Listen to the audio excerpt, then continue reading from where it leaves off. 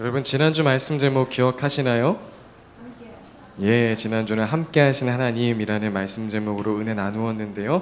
오늘은 같은 본문에서 전화위복의 하나님이라는 제목으로 함께 은혜 나누도록 하겠습니다. 자, 오늘은 퀴즈를 하나 내면서 말씀을 시작하고자 합니다.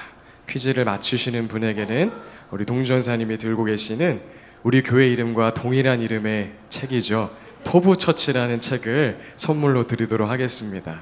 아시는 분은 빨리 손을 들어주시면 감사하겠습니다. 자, 인생의 행복과 불행은 예측하거나 단정하기 어렵다는 의미로 변방 노인의 말이라는 뜻을 가진 고사성어는 무엇일까요? 네, 장보원 집사님. 네, 세용지마 정답입니다. 네, 우리 박수. 네, 좋습니다. 우리 다들 잘 아시겠지만 이 세옹지마라는 말에 얽힌 이야기를 잠시 들려드리자면, 전쟁이 자주 일어나던 북쪽 변방에 노인 한 명이 살고 있었는데, 어느 날 노인이 기르던 말 한 마리가 어딘가로 사라져버리게 되었습니다.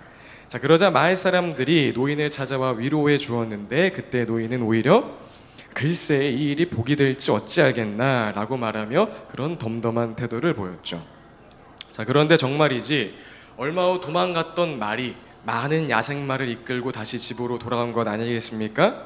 그러자 이번에는 마을 사람들이 찾아와 노인에게 부자가 되었다며 축하를 해 주었죠. 그러자 이번에도 노인은 글쎄 이 일이 재앙이 될지도 모르지 라고 말하며 덤덤한 표정을 지었습니다. 그런데 정말이지 얼마 후 어떤 일이 일어났습니까? 그 아들이 새로 들어온 말을 타다가 낙마하여 다리를 크게 다치는 사고를 당하게 되었습니다. 그러자 마을 사람들은 또다시 노인을 위로해 주었고, 노인은 또다시 글쎄 이게 복이 될지 어찌 알겠나 라며 덤덤한 태도를 보였죠. 그리고 정말 얼마 후 마을에 큰 전쟁이 일어나게 되었는데, 노인의 아들은 다리 부상으로 전쟁에 참전하지 못하여 그 전쟁에서 살아남게 되었습니다. 이것이 세옹지마에 담긴 여러분도 잘 아시는 유명한 이야기인데요. 이처럼 세옹지마는 인생의 화와 복은 우리가 알 수 없으니 전화위복이 될지 전복위화가 될지 알 수 없으니 이야기 속 노인처럼 순간에 너무 일희일비하지 말고 감사하며 기쁨으로 살아가라는 그런 교훈을 담고 있는 것입니다. 그리고 이 세옹지마라는 말은 우리 신앙인들의 삶과도 매우 밀접하게 연결되어 있다고 말할 수 있겠습니다. 신앙의 여정 속에서도 무엇이 복이고 무엇이 화인지 우리가 쉽게 단정할 수 없다는 것이죠. 왜냐하면 우리와 함께 하시며 우리를 인도하신 하나님은 너무나 크신 분이고, 그 하나님께서 가지고 계신 계획과 그 그림은 너무나 위대한 것이기 때문입니다. 이사야서 55장 8절 9절 이렇게 이야기하죠. 우리 함께 읽어볼까요? 시작. 나의 생각은 너희의 생각과 다르며 너희의 길은 하신 말씀이다. 하늘이 땅보다 높듯이 나의 길은 너희의 길보다 높으며 나의 생각은 너희의 생각보다 높다. 네, 우리를 인도하시는 하나님의 길은 우리의 길보다 높고, 우리를 이끄시는 하나님의 생각은 우리의 생각보다 높다는 것입니다. 따라서 지금 우리 눈앞에 보이는 큰 폭풍이 사실상 큰 그림 속 아름다운 폭포일 수가 있는 것이고, 지금 우리 눈앞에 보이는 아름다운 꽃이 큰 그림 속 진흙밭일 수도 있는 것이죠. 이처럼 우리의 인생뿐 아니라 우리의 신앙생활 또한 세옹지마라는 것입니다. 그런데 또 우리의 신앙생활을 세옹지마라는 말로 결론 지을 수는 없습니다. 왜냐하면 세옹지마는 전화위복과 이 전복위화의 개념을 모두 가지고 있는 것이라면, 하나님이 함께 하시며 인도하시는 저와 여러분의 삶은 결국 복으로만 가득 차게 될 것이기 때문입니다. 따라서 하나님께서 함께 하시는 우리의 신앙생활은 다음과 같이 표현할 수 있겠습니다. 우리 함께 읽어볼까요? 시작. 짧게 보면 세옹지마, 길게 보면 전화위복. 과정은 세옹지마, 결과는 전화위복. 네. 우리가 걸어가는 신앙의 여정은 다음 화면이요. 네, 화면에 보이시는 화살표와 같이 업앤다운, 이 오르막과 내리막이 있겠지만, 복이 화가 되고 화가 복이 되는 것 같은 날들이 많겠지만, 하나님께서는 그 모든 것이 전체적인 그림 안에서 상승 그래프를 그리도록 결국 복이 되도록 우리 인도하실 것이란 이야기입니다. 그 예시가 오늘 본문 안에 잘 나타나 있죠. 첫 번째 예시로 먼저 브리스길라와 아굴라 부부가 등장합니다. 자, 먼저 이 부부는 원래 로마에서 신앙생활을 하던 사람들인데 오늘 우리가 본문에서 본 바와 같이 지금은 어디에 와 있죠? 고린도에 와 있음을 확인하게 됩니다. 자, 그렇다면 이 부부는 왜 고린도에 오게 된 것일까요? 자, 그것은 로마에서 강제 추방당했기 때문입니다. 자, 그 배경을 잠시 설명드리자면 추정하기로는 사도행전 2장에 기록된 오순절 사건 이후 로마 안에도 브리스길라와 아굴라와 같은 크리스천들이 생겨나기 시작을 했습니다. 로마에서 오순절을 지키기 위해 예루살렘으로 왔다가 사도 베드로의 설교를 듣고 예수 그리스도를 영접한 자들이 다시 로마로 돌아가 또 그런 자들이 복음을 전하는 것을 듣고 예수를 영접하게 된 그런 사람들이 지금 로마 안에 생겨나게 된 것이죠. 자, 그러자 우리가 전도행의 여정을 통해 여러 차례 살펴본 바와 같이 로마 안에서도 예수님을 믿는 유대인과 그렇지 않은 유대인들 사이에서의 분쟁이 일어나기 시작했고 그 분쟁이 지속되고 격해지자 결국 AD 49년 글라우디오 황제는 이 모든 유대인들을 로마에서 추방하라는 그런 명령을 내리게 된 것입니다. 역사학자 수에토니우스는 로마 황제들의 생애에서 다음과 같이 기록합니다. 크리스투스라는 자의 선동에 의해 끊임없이 소요를 일으킨 유대인들을 로마에서 추방했다. 자, 여기서 크리스투스는 크리스토스, 즉 예수님을 의미합니다. 즉 예수님을 사이에 두고 유대인들 안에 계속해서 분쟁이 일어나니까 클라우디우스 황제가 유대인들을 로마에서 추방하게 되었다는 것이죠. 이 역사적 사건에 대해서 성경도 다음과 같이 기록합니다. 우리 2절 말씀 함께 읽어보겠습니다. 시작. 클라우디오 황제가 모든 유대인 사람에게 로마를 떠나라는 칙령을 내렸기 때문에 얼마 전에 그의 아내 브리스길라와 함께 이탈리아에서 온 사람이다. 네, 즉 오늘 브리스길라와 아굴라 부부는 로마 황제의 명령에 의해 원래 살던 곳에서 쫓겨나와 고린도로 이주하게 된 부부였다는 것이죠. 자, 그런데 이 화는 무엇이 되었을까요? 예, 복이 되었습니다. 자, 왜 그렇습니까? 이 고린도에서 누굴 만나게 되죠? 예, 고린도에서 사도 바울을 만나게 되고 사도 바울과 불려 1년 6개월간 함께 살면서 바울로부터 1:1 제자 훈련, 1:1 제자 양육을 받게 되었기 때문입니다. 자, 그리고 더 나아가 이를 통해 이 부부는 이후 고린도, 에베소, 로마에서 초대교회를 세우고 섬기는 일에 하나님 나라의 일꾼으로 귀하게 쓰임받게 되었기 때문입니다. 자, 후에 바울은 이 부부에 대해서 다음과 같이 기록을 하죠. 우리 로마서 16장 3절 4절 함께 읽어보겠습니다. 시작. 그리스도 예수 안에서 나의 동역자인 브리스가와 아굴라에게 문안하여 주십시오. 그들은 생명의 위협을 무릅쓰고 내 목숨을 구해준 사람들입니다. 나뿐만 아니라 이방 사람들의 모든 교회도 그들에게 감사하고 있습니다. 네, 로마에서 쫓겨나온 그런 자리였지만 하나님은 브리스길라 아굴라 부부로 하여금 바울을 만나게 하시고 이를 통해 하나님 나라의 일꾼으로 성장하게 하시고 하나님 나라의 사명자로 귀하게 쓰임받게 하셨다는 것입니다. 인생의 과정은 세옹지마지만 하나님은 결국 전화위복, 이들의 삶을 복이 되게 하셨다는 것이죠. 자, 이와 같은 신앙의 원리는 본문 속의 또 다른 인물 사도 바울의 삶을 통해 우리가 더 자세하게 확인할 수 있게 됩니다. 고린도에서 사도 바울은 사람들에게 복음을 전하기 위해 열심히 설득도 해보고 예수가 그리스도이심을, 예수가 왕이심을 담대하게 선포하기도 했지만 사도 바울이 마주한 것은 유대 사람들의 반대와 비방이었습니다. 그래서 끝내 바울의 유대 회당에서의 전도 활동은 실패로 끝을 내게 되죠. 우리 18장 5절 6절 말씀 함께 읽어볼까요? 시작. 실라와 디모데가 마케도니아에서 내려온 뒤로는 바울은 오직 말씀을 전하는 일에만 힘을 쓰고 예수가 그리스도이심을 유대 사람들에게 밝혀 증언하였다. 그러나 반대하고 비방함으로 바울은 그의 옷에서 먼지를 떨고서 그들에게 말하였다. 여러분이 멸망을 받으면 그것은 오로지 여러분의 책임이지 나의 책임은 아닙니다. 이제 나는 이방 사람에게로 가겠습니다. 네, 우리가 지난주에 나눈 바와 같이 실라와 디모데를 통해 하나님께서 바울에게 재정, 사역의 열매, 동역자 등 실제적인 그 필요를 채워주심으로 바울이 다시 힘을 얻어 복음을 담대하게 전하게 되었지만 바울이 마주한 현실은 비방과 반대, 실패와 좌절이었다는 것입니다. 자, 그러나 이 화는 곧 무엇이 되었을까요? 네, 이 화는 곧 복이 되었습니다. 처음 복음을 전하고자 했던 유대인 그룹을 떠나온 자리에서 바울은 곧바로 디디오 유스도라는 이방 사람에게 복음을 전파하게 되었기 때문입니다. 자, 오늘 본문을 보면 디디오 유스도의 집은 회당 옆에 있었다고 기록되어 있는데, 말 그대로 회당을 나오자마자 보이는 그 옆집 문을 두드리자 그 집에 복음이 전파되는 놀라운 일이 일어난 것입니다. 자, 그리고 이후에는 더 놀라운 일이 일어나게 되는데요.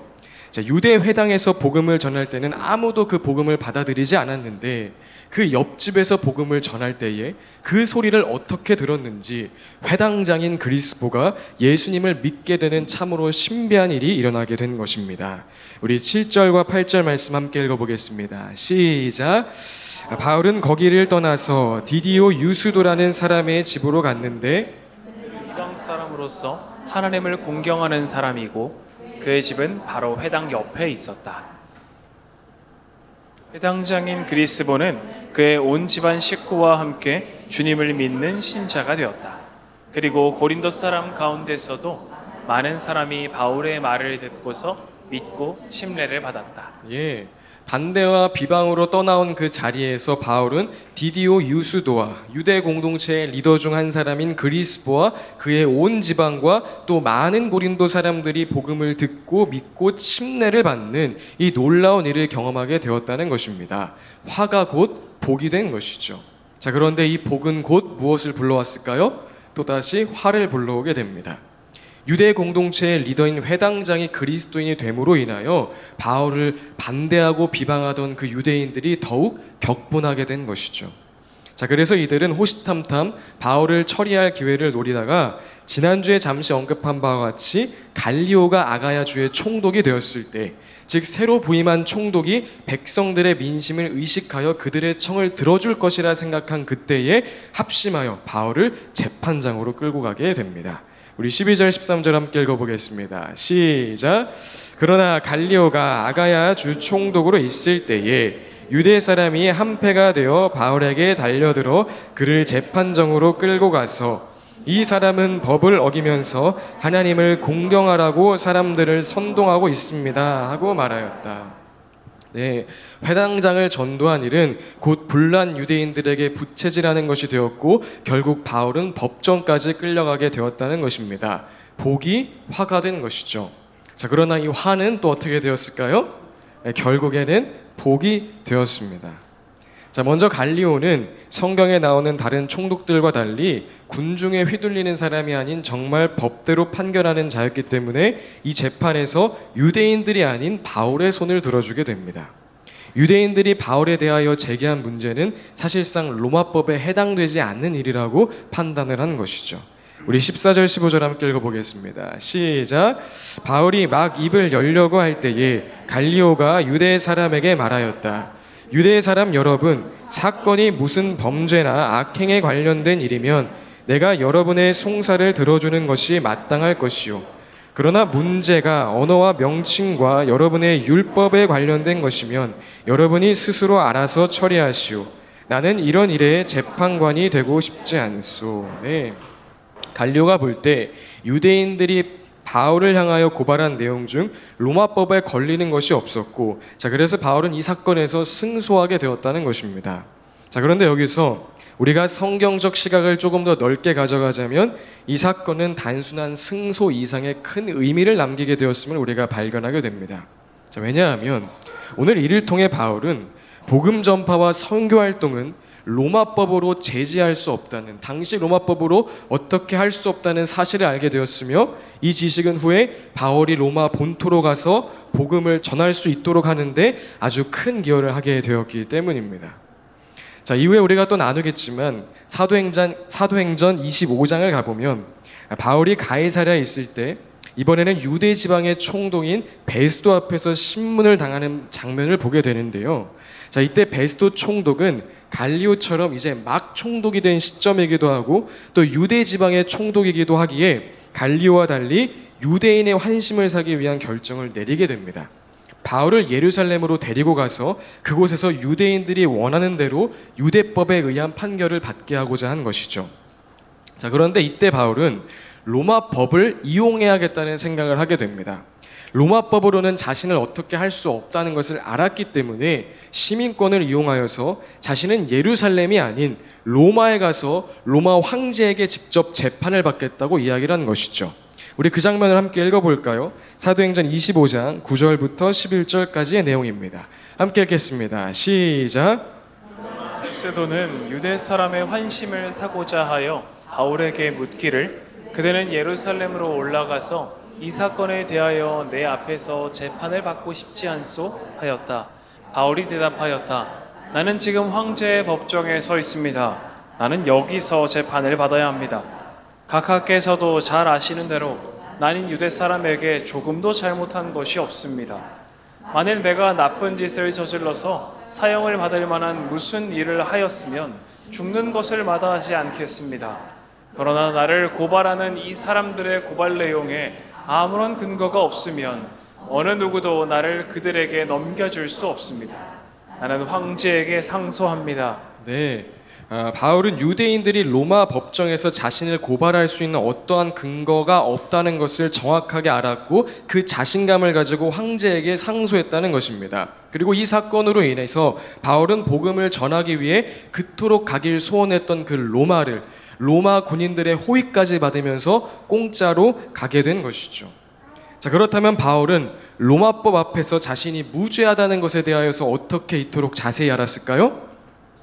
예, 앞서 나누었던 오늘 본문에 기록된 갈리오의 이 판정, 이 선례가 있었기 때문인 것입니다. 자, 이처럼 바울이 갈리오의 재판장에 서게 된 것은 화였지만 이 화는 결론적으로 큰 그림에서 보자면 로마까지 복음을 전파하는 일에 도움을 주는 그런 복이 되었다는 것이죠. 자, 우리는 지금까지 브리스길라와 아굴라 그리고 바울의 모습을 함께 살펴보았는데, 자, 이처럼 우리의 신앙의 여정은 하나님이 함께 하시며 인도하신 우리의 삶은 짧게 보면 새옹지마지만 길게 보면 전화위복이라는 것입니다. 하나님은 우리 삶에 마주하는 모든 위기를 결국 복이 되게 하시는 분이라는 것입니다. 사랑하는 여러분, 전화위복의 하나님께서 지금도 저와 여러분과 함께 하심을 믿으십니까? 정말 믿으십니까? 네, 아멘. 지금 이 순간이 내리막인 것처럼 느껴질지라도, 인생의 하향 그래프인 것처럼 느껴질지라도 그것은 느낌일 뿐 하나님은 반드시 우리의 인생을 상승 그래프로 그려내시는 분이십니다. 결국 복이 되게 하시는 하나님이십니다. 그런 하나님을 경험하고 실감하는 우리 모든 토부 공동체 될 수 있길 예수님의 이름으로 축복드립니다. 말씀이 끝나가는 분위기지만 자, 여기서 멈출 수는 없습니다. 자, 지금까지 우리가 하나님은 전화위복의 하나님이심에 대하여 나누었다면 그 하나님께서 우리 가운데 이루고자 하시는 그 복이 무엇인지에 대하여서도 오늘 이 시간 우리가 함께 나누고 또 기억해야 하기 때문입니다. 자, 왜냐하면 그래야만 우리가 하나님께서 주시는 복이 복인 줄 알고 화가 화인 줄 알고 전화위복의 하나님 앞에서 믿음으로 올바르게 반응하며 살아갈 수 있기 때문이죠. 자, 그렇다면 전화위복의 하나님이 우리 삶 가운데 이루고자 하시는 그 복의 실체는 무엇일까요? 자, 그것은 바로 예수님처럼 살게 하는 것입니다. 예수님처럼 살게 하는 것입니다. 여러분, 이 세상을 살았던 사람들 중에 하나님 나라의 관점에서 가장 큰 복을 받은 사람은 누구일까요? 네, 예수님이시죠. 예수님의 삶은 예수님의 행적을 기록한 마태, 마가, 누가, 요한의 글을 복음서라 부를 정도로 하나님 나라 관점에서 복 그 자체였습니다. 따라서 전화위복의 하나님께서 우리에게 주시고자 하는 최고의 복 또한 한마디로 하자면 예수님처럼 살게 하는 것이라 말할 수 있다는 것입니다. 자, 조금 더 풀어가자면 시편 1편은 복 있는 사람에 대하여 다음과 같이 말합니다. 우리 함께 읽어보겠습니다. 시작. 복 있는 사람은 악인의 꾀를 따르지 아니하며 죄인의 길에 서지 아니하며 오만한 자의 자리에 앉지 아니하며 오로지 주님의 율법을 즐거워하며 낮으로 율법을 묵상하는 사람이다. 아멘, 아멘. 자, 여러분, 그렇다면 악인의 꾀를 절대 따르지 아니하며 단 한순간도 죄인의 길에 서지 아니하며 단 한 번도 오만한 자의 자리에 앉지 아니하고 오직 주님의 율법을 즐거워하며 밤낮으로 그 율법을 묵상하신 분이 누구입니까? 예수님이십니다. 또 마태복음에서 예수님은 복이 있는 사람에 대하여 다음과 같이 말씀하십니다. 우리 함께 읽어보겠습니다. 시작. 마음이 가난한 사람은 복이 있다. 하늘나라가 그들의 것이다. 사람은 복이 있다. 하나님이 그들을 위로하실 것이다. 온유한 사람은 복이 있다. 그들이 땅을 차지할 것이다. 의에 줄이고 목마른 사람은 복이 있다. 그들이 배부를 것이다. 자비한 사람은 복이 있다. 하나님이 그들을 자비롭게 대하실 것이다. 마음이 깨끗한 사람은 복이 있다. 그들이 하나님을 볼 것이다. 평화를 이루는 사람은 복이 있다. 하나님이 그들을 자기의 자녀라고 부르실 것이다. 의를 위하여 박해를 받은 사람은 복이 있다. 하늘나라가 그들의 것이다. 너희가 나 때문에 모욕을 당하고 박해를 받고 터무니없는 말로 온갖 비난을 받으면 복이 있다. 아멘. 자, 여러분, 그렇다면 마음이 가난한 자, 슬퍼하는 자, 온유한 자, 의에 줄이고 목마른 자, 자비한 자, 마음이 깨끗한 자, 평화를 이루는 자, 의를 위하여 박해를 받은 자, 하나님 때문에 모욕을 당하고 박해를 받고 터무니없는 말로 온갖 비난을 받은 자가 누구입니까? 예수님이십니다. 즉 하나님 나라의 관점에서 모든 복을 빠짐없이 아낌없이 다 취하신 분이, 이런 표현이 괜찮을지 모르겠지만 복 덩어리, 복 그 자체가 누구였다? 예수님이셨다는 것이죠. 따라서 하나님 나라 관점에서의 복을 여러 가지로 나열하고 설명할 수야 있겠지만 한 문장으로 압축하면 그 복을 받으신 예수님처럼 사는 것, 바로 이것이 하나님 나라 관점에서의 진정한 복이라고 말할 수 있다는 것입니다. 오늘 브리스길라와 아굴라 부부가 바울을 만나 예수님을 닮은 제자로 성장해가고 예수님처럼 희생과 헌신으로 그리스도의 몸된 교회를 세워가게 된 것을 우리가 복이라 말했던 것처럼, 또 바울이 예수님처럼 가난하고 슬퍼하며 예수님 때문에 모욕과 터무니없는 비난을 당하면서도 예수님처럼 사람들을 구원의 길로 인도하는 그 사명자의 삶을 살아가게 된 것을 우리가 복이라 말했던 것처럼, 하나님 나라의 관점에서 최고의 복은 예수님처럼 사는 것이란 이야기입니다. 그리고 바로 예수님처럼 살게 하는 이 엄청난 복을 하나님께서 저와 여러분의 삶 가운데 이루길 원하신다는 것이죠. 바울은 빌립보서에서 다음과 같이 말합니다. 우리 함께 읽어보겠습니다. 시작. 여러분 안에 이 마음을 품으십시오. 그것은 곧 그리스도 예수의 마음이기도 합니다. 그는 하나님의 모습을 지니셨으나 하나님과 동등함을 당연하게 생각하지 않으시고 오히려 자기를 비워서 종의 모습을 취하시고 사람과 같이 되셨습니다. 그는 사람의 모양으로 나타나셔서 자기를 낮추시고 죽기까지 순종하셨으니 곧 십자가에 죽기까지 하셨습니다. 아멘. 너를 위하여 나를 비우는 것, 너를 살리기 위하여 내가 죽는 것, 그것이 우리가 닮아야 하고 품어야 하는 예수의 마음인 것이고, 그것이 하나님께서 저와 여러분의 삶 가운데 이루길 원하시는 복이라는 것입니다. 로마서 8장 말씀도 함께 읽어볼까요? 시작. 하나님을 사랑하는 사람들, 곧 하나님의 뜻대로 부르심을 받은 사람들에게는 모든 일이 서로 협력해서 선을 이룬다는 것을 우리는 압니다. 하나님께서는 미리 아신 사람들을 택하셔서 자기 아들의 형상과 같은 모습이 되도록 미리 정하셨으니 이것은 그 아들이 많은 형제 가운데서 맏아들이 되게 하시려는 것입니다. 아멘. 하나님은 모든 일이 협력해서까지 우리에게 선을 행하길 원하신다는 것입니다. 우리에게 복 주시길 원하신다는 것입니다. 자, 그런데 그 복이 무엇입니까? 자기 아들의 형상과 같은 모습이 되도록 하는 것입니다. 자기 아들, 곧 예수 그리스도의 형상과 같은 모습이 되도록 하시는 것입니다. 즉 하나님은 우리가 예수님 믿고 천국 가는 것에서 끝나는 것이 아니라 예수님의 말과 행동을 닮아가고 예수님의 성품을 닮아가고 예수님처럼 사랑으로 세상을 살리는 그 삶을 살아가도록 모든 일을 협력하게 하시는 그 전화위복의 하나님이라는 것이죠. 우리가 하나님을 기대하며 우리 서로를 축복해 줄까요? 예수님처럼 사는 복이 임하길 축복드립니다. 함께 축복하겠습니다. 여러분, 축복한 거 맞죠? 되게 이제 축복인지 저주인지 헷갈리는 약간 그런 선에 있는 것 같은데, 우리 한번 진심을 담아서 예수님처럼 사는 복이 있길 축복드립니다.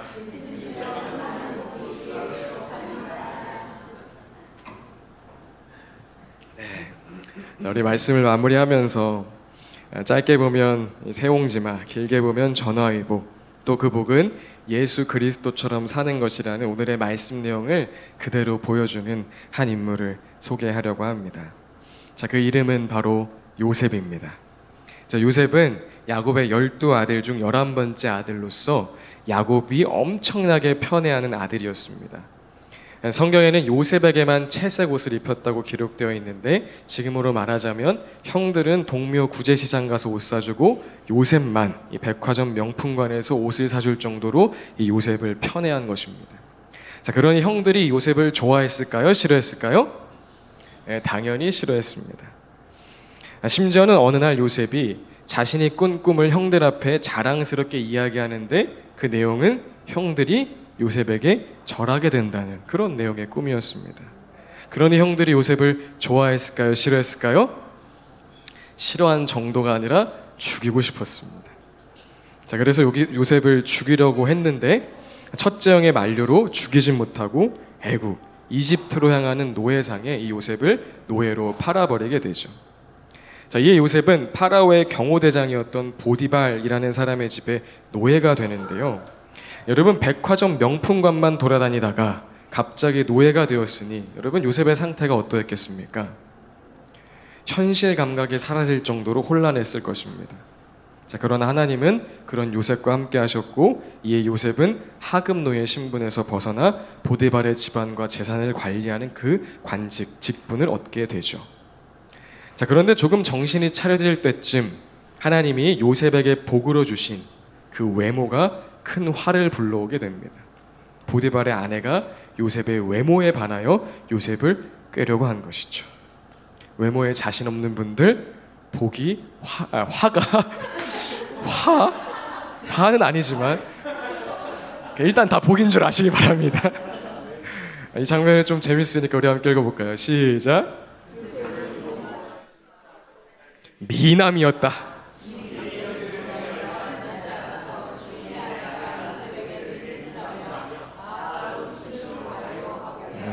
그 복으로 주신 외모가 화를 불러온 것이죠. 자, 그러나 요셉은 하나님을 거역하는 그 죄를 지을 수 없다 말하며 그 청을 거절하게 됩니다. 자, 그러자 어떻게 되었을까요?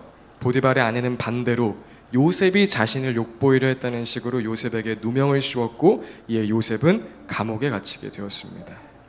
이제는 노예를 넘어서 죄수의 신분이 된 것이죠. 약간의 희망이 보이려던 찰나 모든 것이 무너져 내리게 된 것입니다. 자, 여기서부터 조금 빨리 진행하자면, 자, 이로부터 요셉은 2년간 감옥에서 끝을 알 수 없는 그 옥생활을 하게 되는데요. 2년 후 파라오의 꿈을 해석해주는 하나의 사건을 통하여 요셉은 순식간에 이집트의 총리로, 이집트의 2인자로 그 신분이 상승하게 됩니다. 요셉이 해석한 꿈대로 풍년이 든 7년 동안 창고에 곡식을 가득 채워두었다가 다음 7년의 흉년 동안에 백성들에게 그 곡식을 나누어 주는 일을 맡아 처리하도록 파라오가 요셉을 아주 파격 승진시킨 것이죠. 자, 이처럼 요셉의 인생은 정말 많은 굴곡이 있는 세옹지마의 인생이었지만 결국 하나님은 전화위복, 그 모든 과정이 결국 복이 되게 하셨다는 것입니다. 자, 그렇다면 요셉의 이야기에 나타난 하나님께서 주신 복은 무엇일까요? 자, 표면적으로 보면 고생 끝에 총리가 되었다.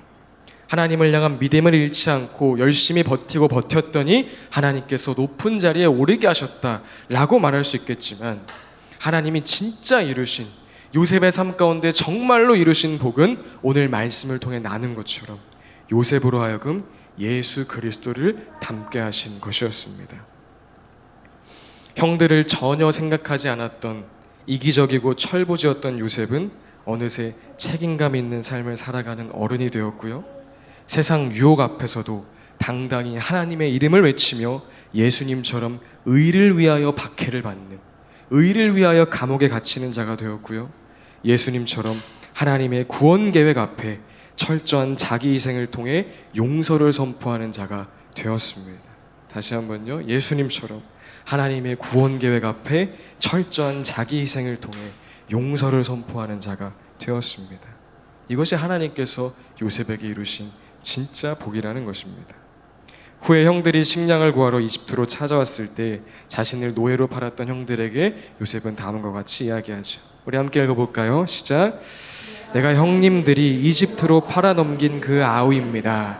그러나 이제는 걱정하지 마십시오. 자책하지도 마십시오. 형님들이 나를 이곳에 팔아넘기긴 하였습니다만 그것은 하나님이 형님들보다 앞서서 나를 여기에 보내셔서 우리의 목숨을 살려주시려고 그렇게 하신 것입니다. 아멘.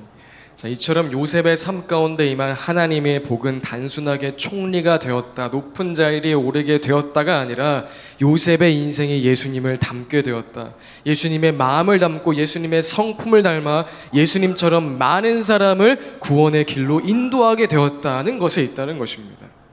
사랑하는 여러분, 우리의 인생 짧게 보면 세옹지마지만 길게 보면 전화위복의 하나님께서 우리의 모든 인생의 과정과 순간을, 모든 굴곡을 결국 복이 되게 하실 것입니다. 예수님과 같은 성품으로, 예수님과 같은 마음으로, 예수님과 같은 시선으로 저와 여러분을 빚어갈 것이고, 예수님처럼 저와 여러분의 삶을 통하여 많은 영혼이 주께로 돌아오게 하는 그 놀라운 일을 이루게 하실 것입니다. 그러니 여러분, 이제 우리는 어떻게 오늘을 살아야 할까요? 그 전화위복의 하나님을 신뢰하며 살아갑시다.